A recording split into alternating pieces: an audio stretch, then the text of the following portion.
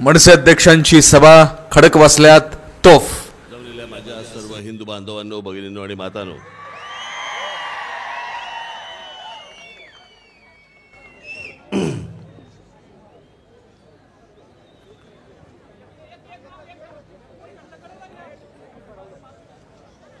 आज माझे मित्र, माझे सहकारी रमेश वांजळे यांच्या मुलासाठी म्हणून मी आज इथे प्रचाराला आलोय.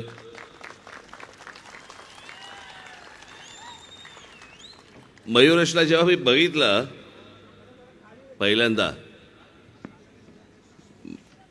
माझे बंधू जयदेव ठाकरे, त्यांचा मुलगा राहुल ठाकरे, मला पहिल्यांदा वाटलं हा राहुलच आलाय,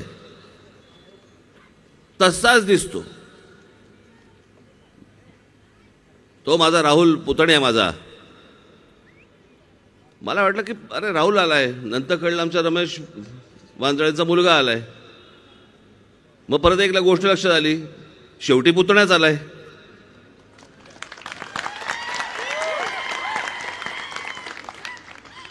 मला तो दिवस अजूनही आठवतोय. मला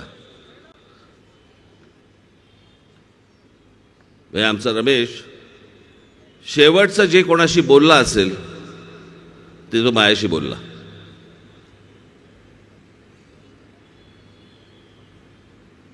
मी त्याला फोन लावला आणि मला तरी सांगितलं, साहेब मी बस हॉस्पिटलला आलोय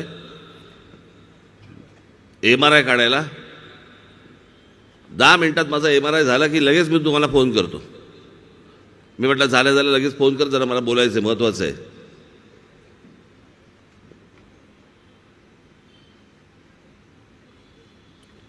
आणि 15 मिनिटांनी 20 मिनिटांनी मला फोन आला की आमचा रमेश गेला. मी म्हटलं म्हणजे माझ्याशी आत्ता तर बोलला. म्हटलं नाही, म्हणे त्या MRI काढताना म्हणे गेला. काय बोलायचं मला, पुढे काय बोलायचं समजेच ना मला.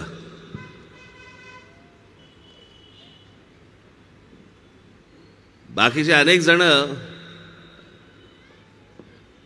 मला सोडून गेले, पण आज रमेश असता, आज रमेश माझ्या बरोबर असता.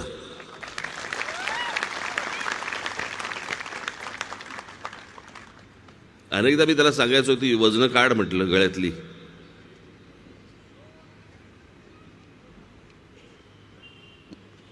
तर माझ्या समोर कधी घालायचं नाही, बाहेर जाताना घालायचं.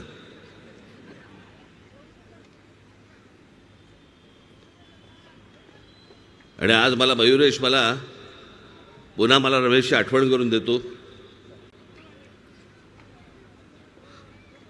म्हणजे आमचा मयुरेश आकारानेही तसाच आहे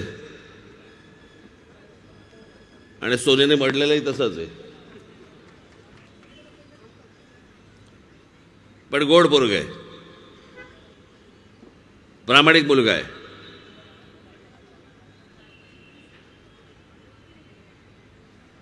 म्हणजे आज हे तुम्ही परत मतदान कराल ते महाराष्ट्र नवनिर्माण सेनेला तर करालच कराल, पण ते मतदान करताना तुम्हाला असं वाटेल आपण परत रमेश वांजळेसाठीच मतदान करतो.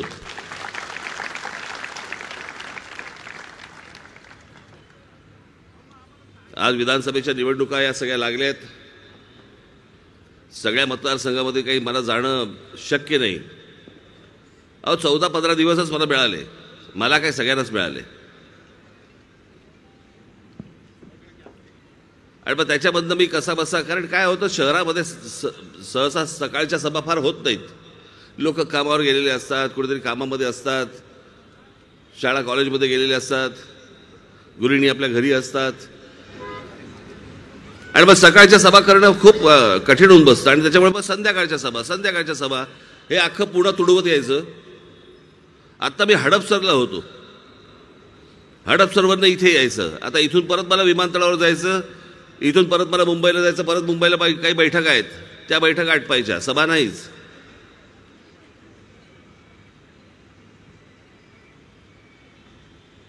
पण एवढ्या सगळ्या सभा घेत असताना मला मयुरेशसाठी सभा द्यायचीच होती.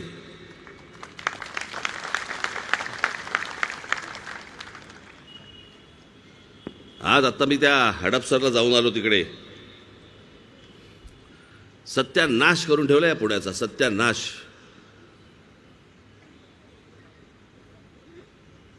मगाशी मी त्या तिथे सभेमध्ये मी अनेक काही गोष्टी सांगितल्या. आता तुम्हाला काही मुद्दामून कदाचित बोलता बोलता माझ्या तोंडात येतील परत त्या. पण काही भाग जे मी बघतो ना, महाराष्ट्रामधले, पुण्यामधले, मुंबईमधले, तिकडची लोक जेव्हा मी बघतो त्यावेळेला मला असं वाटतं की सर मरण येत नाही म्हणून जिवंत आहेत.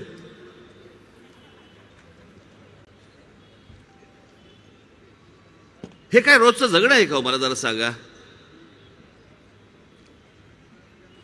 शहर कशाला म्हणतात बरं? हे तुम्ही या सगळ्या गोष्टींची तुम्हाला सवय लागली पाहिजे.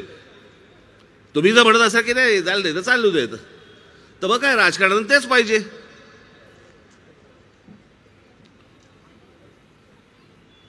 जेव्हा काही घटना घडतात, गोष्टी घडतात, त्यावेळेला बोटं मोडता आणि नंतर सगळ्या गोष्टी विसरून जातात. आम्हाला चांगले रस्ते मिळत नाहीत. रस्ते मिळाले आम्हाला गाड्या चालवायला, त्याच्यामध्ये आम्ही ट्रॅफिक जॅममध्ये अडकून पडतो. आम्हाला चांगले फुटपाथ मिळत नाहीत. आम्हाला चांगल्या शाळा मिळत नाहीत.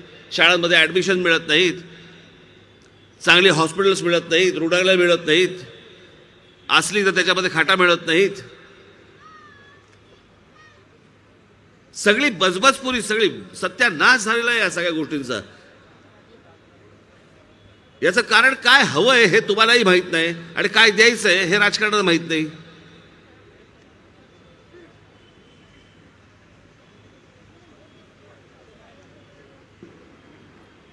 आज तुम्हाला एक अवयव फुटलेला आहे. तुम्हाला कल्पना असेल, तो सगळ्यांना एक अवयव फुटला आहे. त्याचं नाव आहे मोबाईल फोन.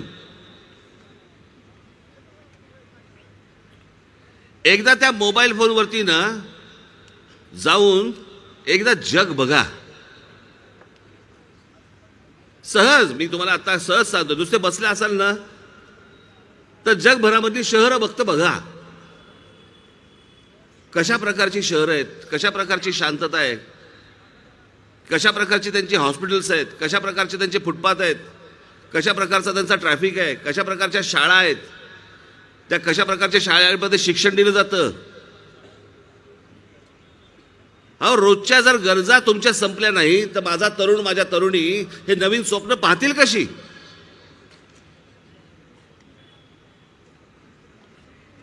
जगभरामध्ये अनेक तरुण, अनेक तरुणी वेगवेगळे शोध लावतायत, वेगवेगळ्या कंपन्या काढतायत आणि आमच्याकडे रोजच्याच गरजा पुरवता म्हणजे त्यातनं वाट काढता काढताच आमची नाकी नऊ येते. नवीन स्वप्न बघणार कुठून? आमच्याकडे काय गिनीज बुक ऑफ वर्ल्ड रेकॉर्डमध्ये आमच्या भारताचे लोक कोण? नखं वाढवलेले आणि मिशा वाढवलेले. त्याला अक्कल लागत नाही. कापली नाही की वाढत जातात.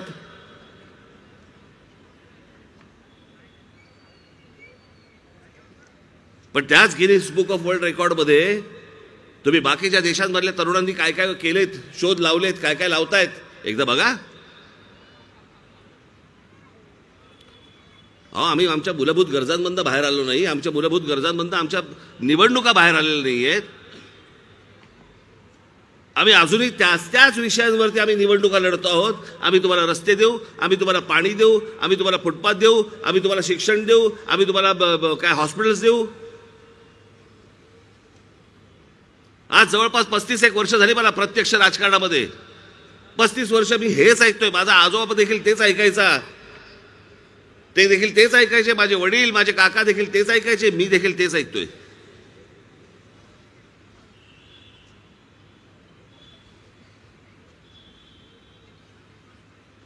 हे विषय एकदाचे संपणार आहेत की नाही संपणार आहेत?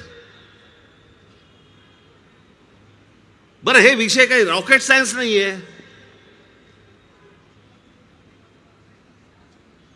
पण त्या बाबतीत का सुटत नाहीयेत? कारण तुम्ही रागावत नाही, तुम्ही चिडत नाही, तुम्हाला या गोष्टी समजत नाहीत.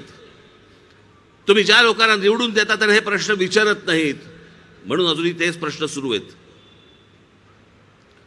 आणि या मूलभूत गरजा ज्या आहेत, या मूलभूत गरजांकडे तुमचं लक्ष जाऊ नये म्हणून या सगळ्या राजकारण्यांनी एक गोष्ट काढलेली आहे. काय काढली आहे?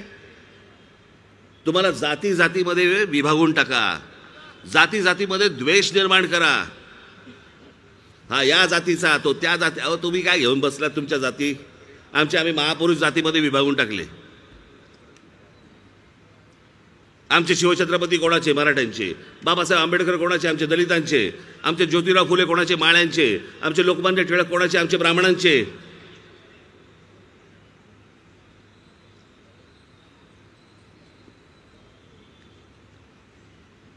25 वर्षापूर्वीपर्यंत असले प्रकार कधी नव्हते. कोणाच्या मनात पण यायचं नाही.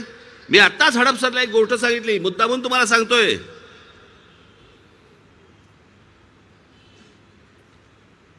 आपण महाराष्ट्राची जातीपातीमधनं परिस्थिती किती खालावून ठेवलेली आहे ना, त्याचं एक उदाहरण म्हणून मी तुम्हाला सांगतोय. उदाहरण, टेलिव्हिजनवरती माझ्या मागच्या एखाद्या सभेमध्ये जर ऐकलं असेल, परत ऐका, कारण आपल्याकडे विसरून जायची पद्धत फार आहे. या जातीपातीमधल्या द्वेषामधनं हे जे विष कालवलं गेलंय ना, याच्यातनं मराठवाड्यामधली एक परिस्थिती तुम्हाला सांगतो. इतकं घाण जे मी आजपर्यंत कधी ऐकलं नव्हतं आणि पाहिलं नव्हतं. एका कुटुंबातली एका व्यक्तीचं निधन झालं आणि निधन झाल्यावरती त्या घरामध्ये माणसं होती 3. ज्याचं निधन झालं होतं 4.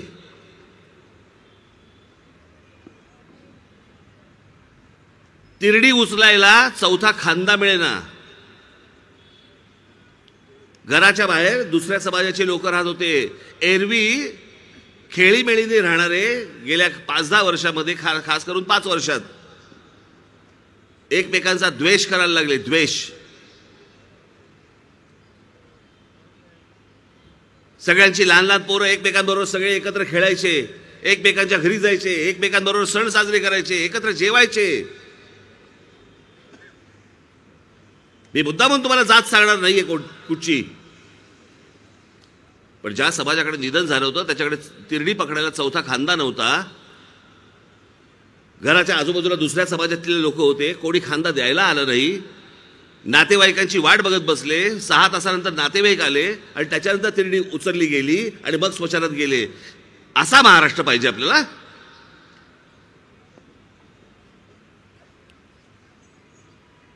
अशा प्रकारे जर महाराष्ट्र विचार करणार असेल, मला हे राजकारणच नकोय, मला या निवडणुकाच नकोयत, मला याच्याशी काही देणं घेणंच नाहीये. खरं तर तुम्हालाही देणं घेणं असता कामा नये. अहो, कसा होता महाराष्ट्र आपला? जातीबद्दल प्रेम मी समजू शकतो, प्रत्येकाला आपापल्या जातीबद्दल प्रेम असेल. पण शरद पवारांची राष्ट्रवादी काँग्रेस पक्ष हा जन्माला आल्यानंतर जातीपातीमध्ये द्वेष निर्माण केला आहे माणसांनी.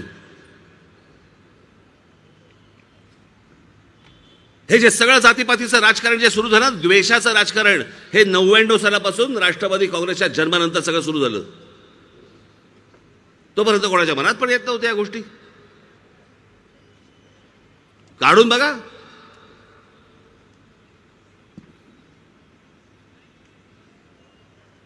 मी आत्ताच एक उदाहरण दिलं आमच्या शिवछत्रपतींचं. आमच्या निधन झाल्यानंतर तिकडे एक समाधी बांधली गेली. आत्ता होती तशी नव्हे, रायगडावर.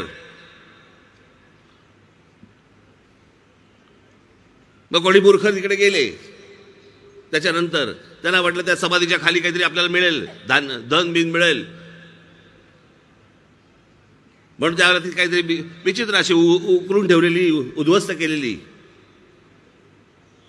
त्या आमच्या शिवछत्रपतींच्या समाधीवरती पहिली जर व्यक्ती कोणी गेली असेल तर ते आमचे ज्योतिराव फुले गेले.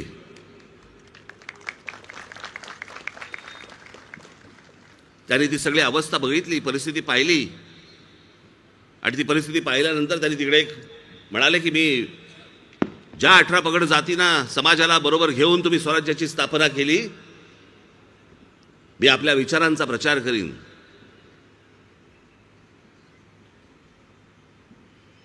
महात्मा ज्योतिराव फुले यांच्या नंतर त्या समाधीवरती जर कोणी गेलं असेल तर ते आमचे लोकमान्य बाळ गंगाधर टिळक. एक माळी समाजाचा समाधी कोणाची? मराठा समाजातल्या माणसाची. दुसरा माणूस कोण गेला? तिसरा ब्राह्मण समाजातला. याचं कारण कोण कुठच्या जातीचं आहे असा विचार मनामध्ये पण येत नसे. हा महाराष्ट्र घडवला कोणी, हा महाराष्ट्र उभा कोणी केला, या महाराष्ट्राला विचार कोणी दिला, हे प्रत्येक समाजातल्या व्यक्तीला माहिती होतं. आमच्या शिवछत्रपतींनी दिला. या महाराष्ट्राला ओळख कोणी करून दिली? या शिवछत्रपतींनी करून दिली.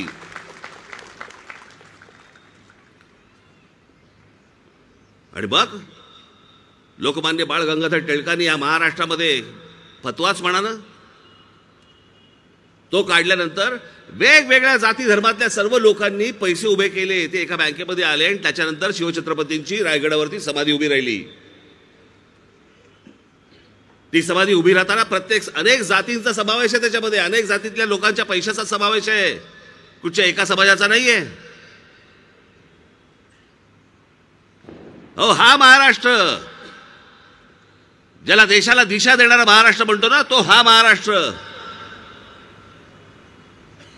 आणि आम्ही खितपत कशामध्ये पडलोय? आमचं कुठच्याही गोष्टींकडे लक्ष नाही. आम्ही जगतोय कसे आम्हाला कळत नाहीये, पण आम्ही दुसऱ्या जातीचा द्वेष करायला तयार झालोय.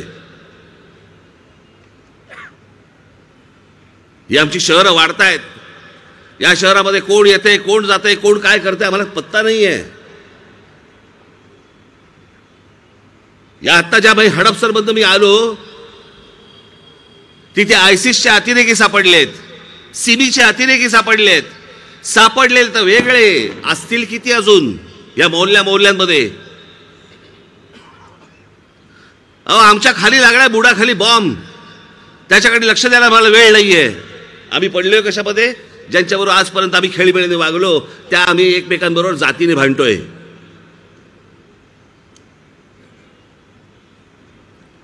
आणि एकदा का तुम्ही या जातीपातीमध्ये भांडायला सुरुवात केली, मूळ विषयांकडे लक्ष कोण देणार? या आमदार खासदारांना हेच हवंय की तुम्ही या जातीपातीच्या आणि सगळ्या गोष्टींमध्ये गुंतून राहा. आम्ही या रस्त्यांची आणि फुटपाथची टेंडर काढतो. टेंडर काढल्यावर रस्ता बनेल. रस्ता बनला की तो खराब होईल 6 महिन्यात. परत आम्ही एक टेंडर काढू, त्याच्यामधून आम्ही आमचे टक्के घेऊ, आम्ही आमचे पैसे चालू ठेवू. तुम्ही जातीपातीमध्ये भांडत राहा.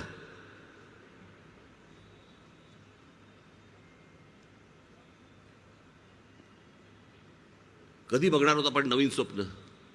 हा सगळा सिंहगड रोड. मला अजूनही आठवतं, पुण्यामधनं आम्ही लांबून सिंहगड बघायचो. सिंहगड दिसायचं लांबून.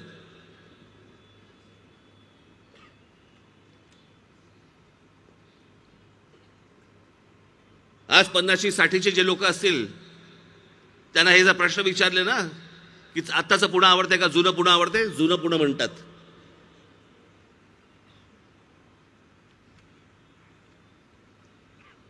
आताची मुंबई आवडते, पण मुंबईकरांना विचारून बघा आताची मुंबई आवडते का जुनी मुंबई आवडते. जुनी मुंबई आवडते. ठाणेकरांना विचारून बघा आताचं ठाणं आवडतं का जुनं ठाणं आवडतं. जुनं ठाणं आवडतं. आताचं नाशिक आवडतं का जुनं नाशिक आवडतं. आताचं नागपूर आवडतं का नाही जुनं नागपूर आवडतं. मग आपण प्रगती केली का अधोगती? आपण विकास केला का सत्यानाश? मग आजपर्यंत ह्या सगळ्या लोकांना जे रांगेमध्ये उभे राहून जे मतदान केलं हे कशासाठी केलं आणि कोणासाठी केलं?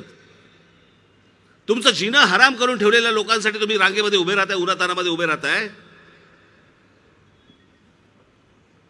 आणि याचं आपल्याला काहीच वाटत नाही. आज आपल्या पुण्यामधली अनेक मुलं, मुंबईमधली अनेक मुलं हा देश सोडून परदेशात चाललेत, देश सोडून निघालेत. का? शिक्षण तर त्यांना इथेही मिळू शकतं, नोकऱ्या तर त्यांना इथेही मिळू शकतात. ही मुलं का सोडून चाललीत देश? ही मुलं परदेशात का चालली आहेत?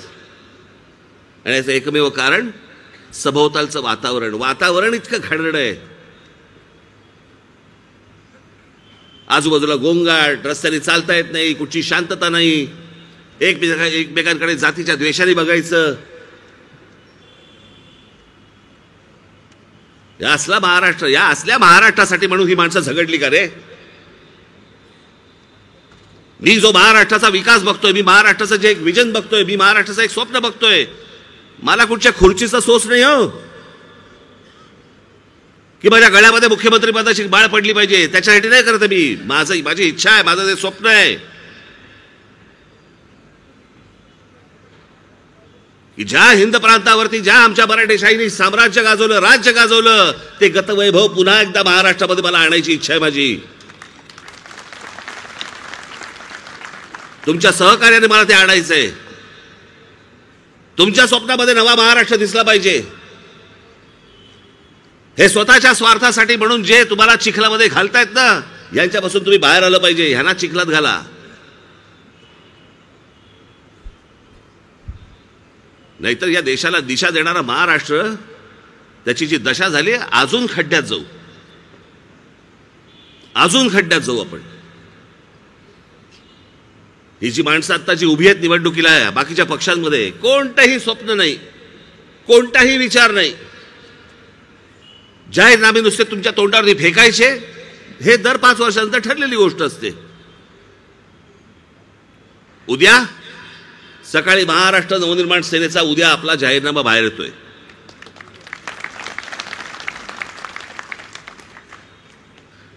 माझ्या खरं तर पुढच्या वाक्याला तुमच्या टाळ्या यायला पाहिजे होत्या. याचं कारण असे, कारण हा पहिला या महाराष्ट्रामधला जाहीरनामा आहे ज्याच्यामध्ये आपण महाराष्ट्रातल्या प्रश्नांची उत्तरं, हे सोडवायचे कसे प्रश्न, ते देखील आपण त्या उद्याच्या जाहीरनाम्यामध्ये देतोय.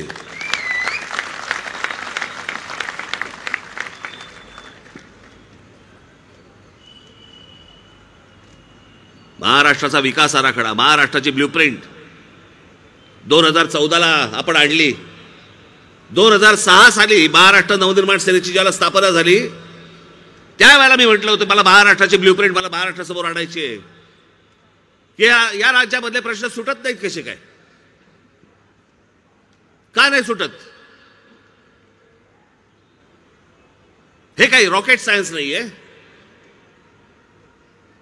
हे काय आपल्याला अणुबॉम्ब बनवायचा नाहीये. अहो, जगामध्ये हे सगळे प्रश्न सुटलेले आहेत. मग आपल्याकडे का नाही सुटत? कारण इच्छाशक्ती असलेली माणसंच नाहीत.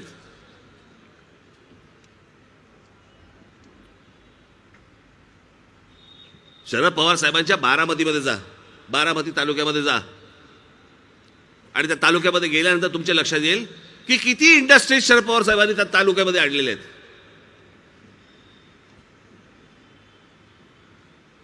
किती किती उद्योग आणले त्या तालुक्यामध्ये. मग पवार साहेब, जर बारामती तालुक्यामध्ये जर समजा तुम्ही उद्योगधंदे आणू शकता, माझ्या महाराष्ट्रात का नाही आणले? आम्ही तुम्हाला महाराष्ट्राचा नेता म्हणून का म्हणायचं? जो महाराष्ट्रातल्या प्रत्येक भागामध्ये उद्योगधंदे आणेल, महाराष्ट्रातल्या प्रत्येक भागामध्ये जेव्हा उद्योगधंदे येऊन ज्याला रोजगार निर्माण होईल, माझ्या बेरोजगार तरुणांना ज्याला काम मिळेल, तो महाराष्ट्राचा नेता.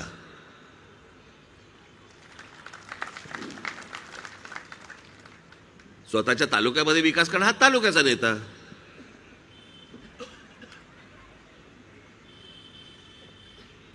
जाणता राजा बिंचा राजा तर नंतरचीच गोष्ट. पण मी एक महाराष्ट्राचं स्वप्न पाहतोय, आणि ते स्वप्न खरं आहे. जे मला स्वप्न हे उतरवता येण्यासारखं आहे. पण ते पहिल्या उद्या तुम्ही सत्ताच मागतोय तुमच्याकडे. या महाराष्ट्राची सत्ताच मागतोय. पण हे सत्ता मागत असताना पहिल्या 5 वर्षामध्ये हे गेले 50-60 वर्षाचे प्रश्न सुटणार नाहीत. मी तुम्हाला मुद्दा म्हणून आत्ताच सांगून ठेवतोय. पण पहिल्या 5 वर्षामध्ये तुमच्या हे लक्षात येईल की या सगळ्या प्रश्नांना हात घातला गेला आहे. हे प्रश्न सोडवण्याच्या मार्गावरती आहेत. तुम्हाला त्याच्या पुढची पण 5 वर्ष तुम्ही स्वतःहून द्याल. तुम्ही एकदा कधीतरी नाशिकमध्ये जाऊन या. 5 वर्ष दिली होती. त्या 5 वर्षामध्ये मी नाशिककरांचा पुढच्या 50-60 वर्षाचा पाण्याचा प्रश्न सोडून टाकला.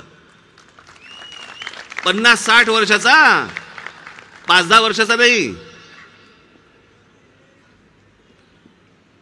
नाशिकमध्ये मी ज्या प्रकारचे रस्ते बांधले आम्ही, त्या रस्त्यामध्ये खड्डे तुम्हाला सापडणार नाहीत. पण बाकीच्या आमच्या सगळ्या शहरांमध्ये तुम्हाला रस्त्यांमध्ये खड्डे सापडतील, नाशिकमध्ये नाही सापडणार. म्हणजे खड्ड्यांशिवायचे रस्ते होऊ शकतात.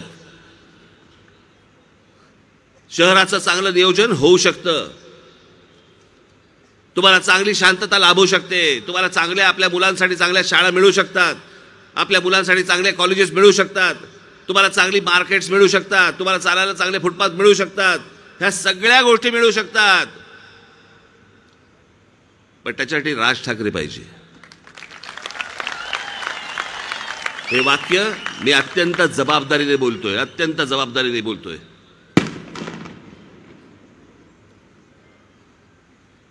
माझी आपणा सर्वांना म्हणून मी हात जोडून विनंती आहे की अनेकांना संधी दिलीत तुम्ही, अनेक तुम्ही आमदार पाहिलेत, अनेक तुम्ही खासदार पाहिलेत. आज इकडे मयुरेश उभा आहे, कुठे आहेस रे? ये समोर.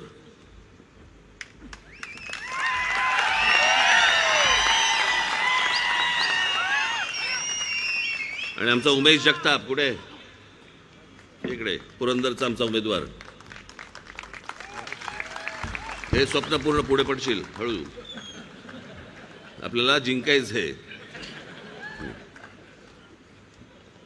येणाऱ्या 20 तारखेला कुठेही गाफील राहू नका. ही जी माणसं येतील, जी 5-5 वर्ष ज्या प्रकारचा तमाशा करून ठेवला या लोकांनी ना, कोणी खोक्यात मोजला जातोय, कोणी विकला जातोय, कोणी कुठचा पक्ष दुसऱ्या पक्षामध्ये जातोय, काय वाटेल ते चालू आहे या महाराष्ट्रामध्ये. 5 वर्ष तुमच्या मताला काही किंमत नाहीये. तुम्ही मतदानासाठी म्हणून उभं राहायचं उन्हातानामध्ये, तुम्ही एका माणसाला मतदान करायचं आणि मग त्या माणसाने उठून दुसऱ्या पक्षात जायचं. अरे गधड्या, मग आम्ही त्याच पक्षाला दिलं असतं ना, मतदान केलं असतं ना. तो पक्ष नको म्हणून तुला मतदान केलं आणि तू त्या पक्षाबरोबर जाऊन बसला. हा सगळा जो खेळ सुरू आहे ना गेल्या 5 वर्षामधला, युती आघाड्यांचा, कोण कुठे जातंय, कोण कुठे विकला जातोय, कोण कोणाबरोबर चाललंय, काही माहित नाही. म्हणजे खऱ्या अर्थाने महाराष्ट्रामध्ये जर आज बघायला गेलं तर महाराष्ट्राची IPL झाली आहे. कोण कुठच्या संघातनं खेळतोय हेच कळत नाही आणि कुठच्या संघाबद्दल टाळ्या वाजवायच्या हे पण कळत नाही आम्हाला आता.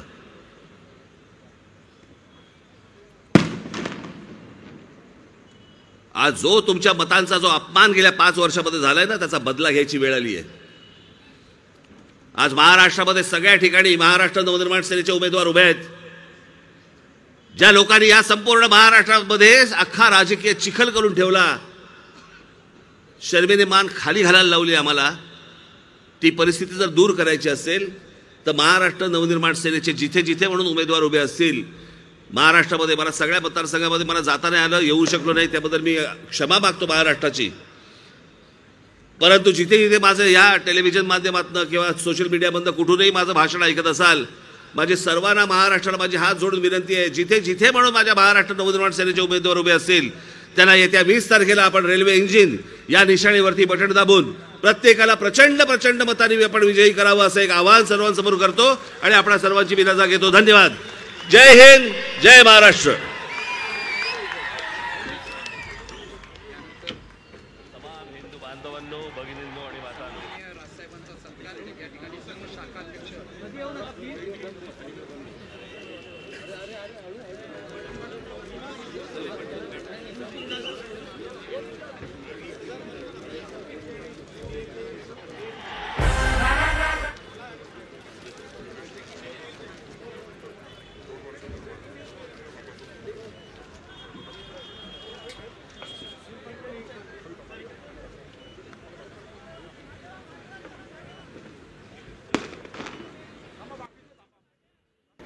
आत्ताच आपण या ठिकाणी रमेश वांजळेंचा मुलगा मयुरेश वांजळेंच्या प्रचारासाठी मनसे अध्यक्ष राज ठाकरे यांची विराट जाहीर सभा, त्याचं लाईव्ह प्रक्षेपण आपण आपल्या व्हायरल इंडियाच्या माध्यमातून पाहिलं. विविध मुद्द्यांना हात घातलेला आहे. रमेश वांजळेंचीही आठवण काढत भावनिक देखील राज ठाकरे झाले होते. धन्यवाद साहेब, आपण या ठिकाणी येऊन आम्हा सर्वांचे हात बळकट केले, आमचं पाठबळ जे तुम्ही वाढवलं इतक्या चांगल्यारीत्या, त्यासाठी मी सदैव आपला आभारी व ऋणी राहीन. इथं जे कोणते प्रेक्षक आत्ता मला ऐकत आहात, मी तुम्हाला सर्वांना एक नोटिफिकेशन देण्यासाठी या ठिकाणी बोलत आहे. कृपया कोणी गर्दी गोंधळ करू नये, 2 मिनिटं शांततेने ऐकून घ्यावं मी काय सांगतोय. तुमच्या येणाऱ्या प्रत्येक सुखदुःखात हा मयुरेश वांजळे तुमच्यासाठी उभा असेल. माझा मोबाईल नंबर फार सोपा आहे, 9135 211 211. 91 बारामती लोकसभा मतदारसंघाचा कोड आहे 35 आणि खडकवासला विधानसभा मतदारसंघाचा कोड आहे 211, असा आहे 91 35 211 211. तुम्हा सर्वांच्या प्रत्येक सुखासाठी, प्रत्येक दुःखासाठी, सुखाचं मी सांगू इच्छित नाही, मी बोलू शकत नाही की मी येऊ शकतो नाही येऊ शकत, पण तुमच्या दुःखात जर हा मयुरेश वांजळे आला नाही तर परत ह्या मयुरेश वांजळे तुमच्या दारात तुम्ही कधी उभं करू नका. ही जी ईश्वर संत माई माऊली महाराष्ट्र सैनिक आणि आदरणीय राजसाहेब ठाकरेंवर प्रेम करणारी ही जी या ठिकाणी मांदियाळी या ठिकाणी उपस्थित आहे, ही साक्ष देते. आदरणीय साहेब, मी तुम्हाला एकच गोष्ट सांगू इच्छितो, तुम्ही निश्चिंत होऊन मुंबईला जा. येत्या 23 तारखेला तुमच्या मागे मागे मी झुकझुक करत मुंबईला येईल, हा विश्वास तुम्हाला सर्वांना मी या ठिकाणी देऊ इच्छितो. धन्यवाद. जय हिंद, जय महाराष्ट्र, जय मनसे, जय श्रीराम, जय हिंदू राष्ट्र. आपण आताच मनसे अध्यक्ष राज ठाकरेंचं भाषण पाहिलं. विविध मुद्द्यांवरती हात घातला. रमेश वांजळे यांची पण आठवण त्यांनी काढली आणि त्यांच्या मुलाचं हे आपण भाषण आपल्या व्हायरल इंडियाच्या माध्यमातून पाहिलं. आणि हे लाईव्ह सभा पाहण्यासाठी तुम्ही तुमचा वेळ या ठिकाणी नक्कीच या ठिकाणी दिलात, त्याबद्दल तुमचं मनापासून धन्यवाद. इतरही काही अपडेट्स बघायचे जर राहिले असतील, व्हिडिओ बघायचे राहिले असतील, कुठली सभा बघायची राहिली असेल तर पटकन व्हायरल इंडियावरती जा आणि तिथून तुम्ही लाईव्ह सभा प्रथमतः पाहू शकता. लाईव्ह प्रक्षेपण पाहण्यासाठी वेळ दिला त्याबद्दल मनापासून धन्यवाद. जाता जाता एक विनंती आहे की ज्यांनी चॅनलला सबस्क्राईब केलं नसेल, जे नवीन असतील त्यांनी लगेचच व्हायरल इंडियावरती जावा आणि सबस्क्राईबच्या बटनावरती नक्की क्लिक करा आणि अपडेट राहा, कनेक्ट राहा. तुमचा हक्काचा चॅनल जो तुमचा आहे, जनतेचा आवाज आहे, तो जनतेचा आवाज निर्भीड आणि निपक्षपातीपणे आपण वार्तांकन करण्याचा आपला कायमच प्रयत्न असतो. कारण जनतेचा आवाज आणि तुमची साथ, कारण लोकशाहीचा मजबूत हात. धन्यवाद. जय हिंद, जय महाराष्ट्र. नमस्कार.